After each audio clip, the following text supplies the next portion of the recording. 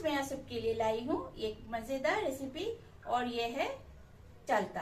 यानी कि एक चालता एक फ्रूट होती है और इसको इंग्लिश में कहते हैं एलिफेंट फ्रूट।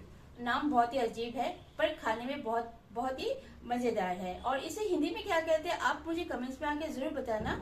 एक मैं आपको यहाँ से निकाल के दिखाती हूँ और इसे मैं खा के आपको दिखाती हूँ। बहुत ही खट्टी मीठी तीखी बहुत अच्छी टेस्ट हुई है। तो चलिए देख लेते हैं।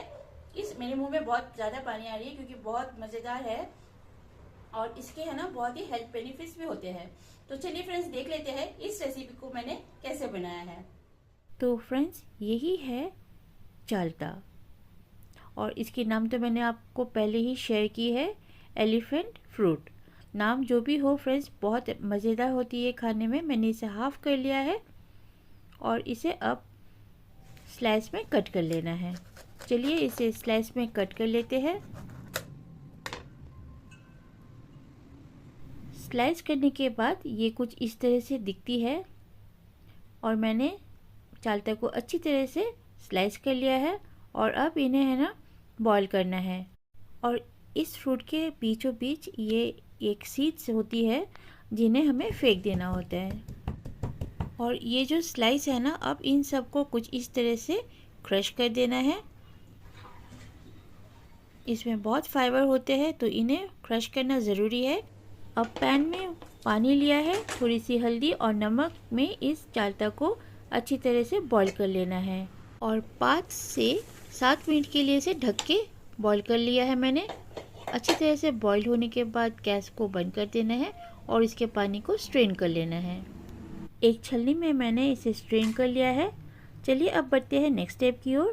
पैन में कुछ मसाले को ड्राई रोस्ट कर लेना है। तो मैंने यहाँ पर लगभग 1 से 2 सूखी लाल मिर्च ली है, 1 टीस्पून धनिया, 1 टीस्पून जीरा, 1 टीस्पून 5 फोरन और 1 टीस्पून सौंफ। अब इन मसाले को बिल्कुल लो फ्लेम पे अच्छी तरह से भून लेना है। आप देखना ये मसाले है ना चटकने लगेंगे, तभी आप समझ लेना कि ये मसाले अच्छी तरह से भून चुकी है और एक बहुत बढ़िया स्मेल भी आती है। गैस को बंद करके ठंडा कर लिया है और इन मसाले को बिल्कुल दरदरा कूट लिया है मैंने। फाइन पाउडर नहीं करना है, दरदरा ही रखना है। अब पैन में मैंने लिया है 1 टीस्पून लगभग सरसों का तेल और 1 सूखी लाल मिर्च को ऐड कर दिया है, दालचीनी को ऐड कर दिया है और 5 फोरन लगभग 1/4 टीस्पून यहाँ पर ऐड कर दिया है। और अब ऐड कर देना है बॉईल किए हुए चालता को। इस रेसिपी को बनाते वक्त मुझे मेरी बचपन की याद आ गई है और मम्मी मेरे लिए बनाया करती थी और अब मैं अपनी बेटी के लिए बना रही हूँ। आपको अगर खट्टी मीठी तीखी अचार पसंद है तो मैं गारंटी के साथ कह सकती हूँ कि आपको ये रेसिपी बहुत अच्छी लगेगी। पर उसके लिए आपको ये चालता यानी कि एलिफेंट फ्रूट को कहीं से लाना है, क्योंकि ये तो शायद पता नहीं अगर हर जगह मिलती है या नहीं। मेरे गांव में ये तो मिलती ही है, पर इस बार मैं इसे लाने के लिए काफ़ी दूर गई थी फ्रेंड्स, क्योंकि मुझे ये बहुत पसंद है और मेरी बेटी को भी बहुत पसंद है।